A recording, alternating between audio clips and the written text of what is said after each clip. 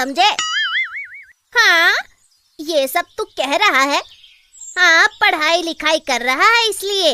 कितनी बातें जानता है, हमारे जैसे अनपढ़ थोड़ी ये जानते हैं।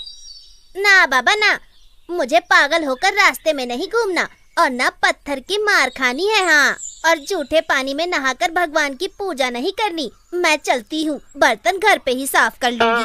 रूप तेरा मस्ताना, प्यार मेरा दीवाना, बोल कोई हमसे ना हो जाए। अरे बंसी चाचा, ये क्या कर रहे हैं? लोग यहाँ नहाने आते हैं, आपको पता है, और यहाँ गाय को नहलाकर पानी बर्बाद कर रहे हो। मुझे अब तू सिखाएगा? अरे यहाँ ना नहाऊं तो क्या कुएं में नहाऊं? अरे चाचा, आपको क्या पता नहीं कि गाय को नदी या कैनल में नहीं तो चलते पानी में नहलाने से